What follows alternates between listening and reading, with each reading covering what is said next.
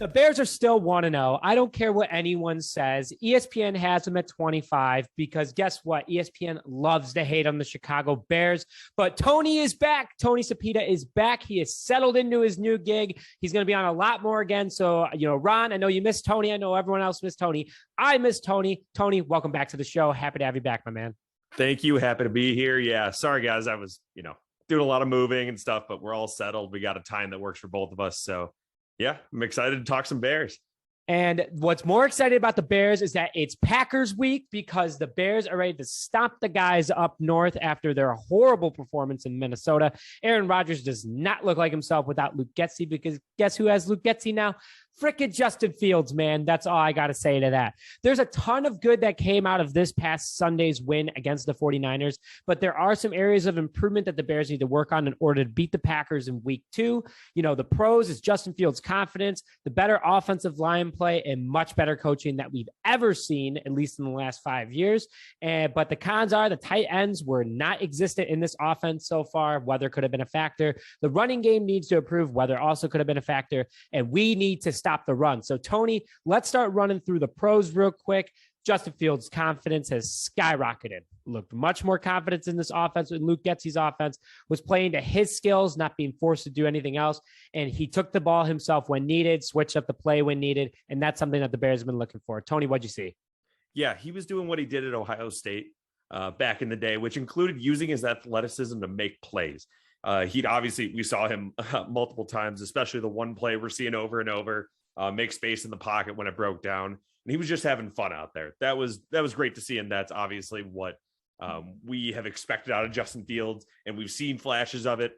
I really think in this Getsy Eberflus offense, we're going to see a lot more of it. And talking about the adjustments from the other pro that we're going to hit on real quick here is that the offensive line in front of Justin Fields played tremendously. I mean, they were actually on ESPN's chart of best of all the offensive lines. The Bears were number 1. The Bears had the best block win percentage in the NFL at 88%. Super impressive for a young squad with a rookie left tackle. They only gave up 2 sacks the entire day. That's it. And the one sack was to Nick Bosa, and it was on the second play of the game. So second Bears offensive play of the game, everyone was like, oh my God, here we go again. But Tevin Jenkins, man, he pancaked Nick Bosa. We don't have the replay for you guys on here due to copyrights, but the weather was an impact in this offensive line. It still got it done. Tony, what was most impressive about you? Obviously, I named some of the big pros for the offensive line, but what else did you see out of this squad? Yeah, so I was most impressed with overall just the rookies, the rookie performance. They played balls to the wall. Is the best way I could put it. Brisker is awesome. He's laying the hammer. He's coming up. He's filling holes, making plays in the back. Are we talking about the offensive line still? oh, I thought it was just in general. My apologies. No. Speaking of rookies, Braxton Braxton Jones. Braxton Jones. Almost called him Braxton Miller. Totally different guy. Braxton Jones. I have my favorite stats. So that speaking of the guys I just said, they were showing, here's everyone's stats on the game. Braxton Jones, he did a great job, played every snap. It's like, cool. Didn't get benched. You know what? Good enough for me. Totally okay with that. Tevin Jenkins was awesome. Like you said, that was just great to see, especially after where we were, what was it, a month ago, maybe with Tevin Jenkins. So it's cool to see him. Maybe it lit a fire under his butt. Who knows? So I loved seeing that. But you started hitting on another pro that we didn't have exactly listed is how well this secondary did. I mean, the weather definitely was a factor of why there was barely any yards allowed against these guys. But Eddie Jackson did not let up any yards at all. Jaquan Brisker had potentially the tackle for loss that saved the game when the 49ers were in the red zone. And then Jalen Johnson with the punch and Kyler Gordon with some also nice tackles. That obviously that impressed you. It sounds like the secondary impressed you the most, Tony. Yeah. So like you said, Kyler Gordon, he did have a couple breakdowns in coverage. It was early on. Obviously, we're going to keep blaming the field because how can you not? I think he slipped on a couple plays, but overall played really well. First game, you're going to have some mistakes. Played really well. And Dominique Robinson as well, speaking of the defense, was another guy I wanted to shout out. What a day. Absolute animal. I don't know if you saw this, Nick. He allegedly claimed, I think it was on Twitter, that Trent Williams had a tell where he would tap his left foot twice on a pass that he found while watching film. So he was just absolutely dogging after Trey Lance every time he'd see that. You love to see it. The boys are just having a blast out there. Did you also see that Dominique Robinson took Trey Lance, 230-pound Trey Lance, with one arm while falling down and literally threw him for that one sack that he had? I mean, Dominique Robinson is playing like a first-round defensive end. I mean, out of all the defensive ends that were drafted in the first round, Dominique Robinson had the most tackles, most quarterback hits, most tackles for loss, and most sacks. And he's a fifth-round guy. Bears got an absolute steal. Khalil Mack, who? He did have 3 sacks in his first game in San Diego. But anyway. Yeah, whoa. So the coaching style and adjustments overall, Tony and I have kind of been saying the players, but overall, fantastic job by the coaches adjusting. Tough beginning to the game. Eberflus has probably got some jitters. Getsy's got some jitters. Alan Williams was pretty Joe cool about it because his defense was on the field 3/4 of the first half. But, that tough mentality, and Eberflus talked about it himself, the stamina of his players is going to be higher than anyone they face. And the Bears just did not quit. They did not look tired, no matter how bad the field conditions were. The Bears were there, and they showed that it was their home. Luke Getsy then goes into the second half and scores 19 points when he had 0 in the first half due to adjustments. Tony, I was super impressed by the coaching adjustments, something we're not used to because Matt Nagy scripted everything. But what did you think about the coaching? Yeah, you kind of said it there, the adjustments at halftime. I can't remember if it was Cole Kmet or there was someone was super excited about it, talking to the media, basically saying we made adjustments at halftime and that's how we won the game. And just the fact that I know I was excited about it. Anyone else that saw it was just like, wow, we have just basic competency at coach. And who knows how long it lasts. I like to think it'll last forever, but at least for now, we just have coaches that know how to coach, I think is the best way to put it.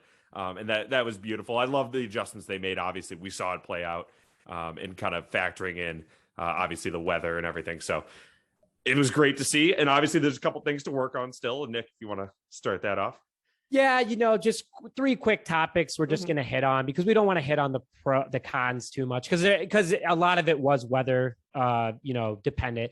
Is that the tight ends were not that involved, and I don't know if that's even in the adjustments there wasn't any tight end involvement. They tried getting Ryan Griffin and Cole Kmet in the beginning. They were only both targeted once in the first half, but they had 0 catches overall and 3 total targets for the game. So they only targeted one more time in the second half, but they were used for run blocking. There was so many runs done in the beginning of the game. Tony, any thoughts on, how the Bears can improve? I mean, obviously besides throwing the tight end the ball.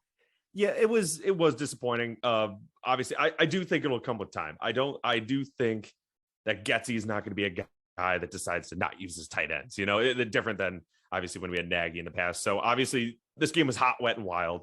Actually it was cold, I think. But Getsy, they had to call it differently.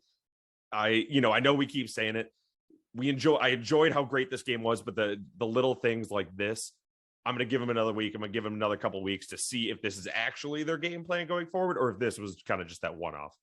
And I think it's a one-off with the tight ends and the wide receivers, no doubt, because of how bad the field conditions were and how hard it was to throw a football. But the running game was a problem because that was the main dominance of this Bears offense. And there was only 99 total yards across Justin Fields, David Montgomery, and Khalil Herbert. The field absolutely was trash. It sucked. But, but the thing is that a lot of runs were up the middle when nothing was there and they kept running at the middle on the draw play, not trying to go to the outside. Then you give it to Khalil Herbert, go to the outside. It worked. And also in that one touchdown run by Khalil Herbert, it worked. Tony, any thoughts on the running game of what can be improved against Green Bay this week? Yeah, if you're playing a drinking game based on how many times we're going to say the field sucked, you are hammered right now. But the field, it was a factor. We can't not talk about it, But I agree with you, Nick. The play calling definitely felt like at first it was maybe conservative. I don't want to say scared, but at least conservative, especially taking into account the weather. But also first game, don't want to make any big mistakes. But it was a lot of obvious runs in obvious running situations, obvious running downs. But they came out, yes, like they said, they made halftime adjustments. Crazy, I know, and that's when the game flipped. So I think it'll be better going forward. Yeah, and speaking of the run, let's go to the defense real quick because we've only been talking about the cons of the offense. Is that they allowed 176 rushing yards, on that horrible field. Nearly 80 yards more than the Chicago Bears. Their runs were working though. And yes, you have Deebo Samuel. Yes, you have Trey Lance. Yes, you have, a pretty Elijah Mitchell before he got hurt. Trey Lance had 54 yards on 13 carries. 3 of those runs ended up in first downs of 5 yards rushes or more, which is unacceptable. And then Debo had another 52 yards rushing, especially coming off sweeps, kind of like what I was saying that the Bears should have done with their running game. Tony, was the weather a factor? Was, Alan Williams just getting the jitters out as well? What do you think could have been improved against San Francisco's tough running offense?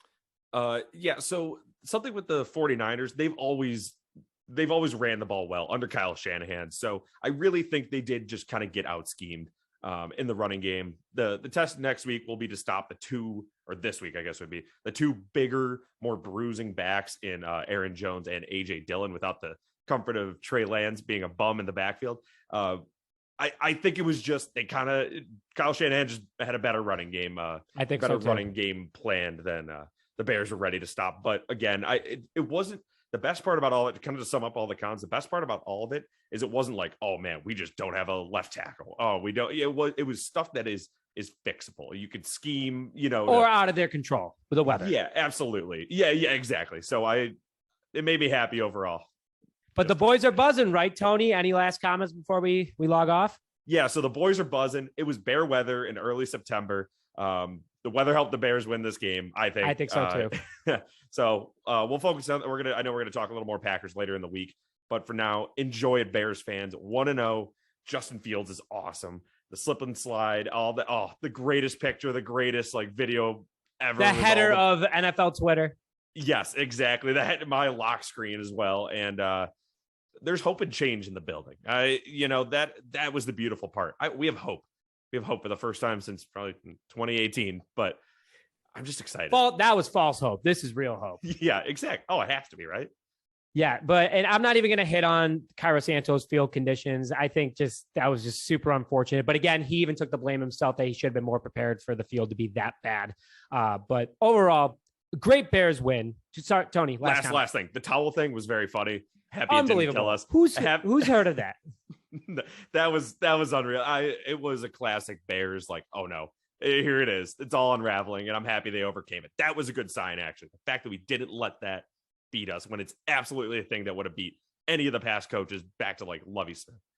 And the Bears didn't get beat on Sunday because they're 1-0, and they're looking to beat the Green Bay Packers this upcoming week. So Tony and I will be back this Friday with our game preview. So make sure that you stay tuned for that. Also, make sure that you go on into the link in the description for the Facebook event for our Murphy's viewing party. Free beer while supplies last, free t-shirts, beer money, whatever you call it. We got plenty of it for you. But with that, Tony, thank you for joining us as welcome back. Great to see you back. And to you guys, thank you for joining this episode of Just Another Year Chicago. My name is Roti, joined alongside my good friend and co-host Tony Sapyta, and we'll see you guys next time.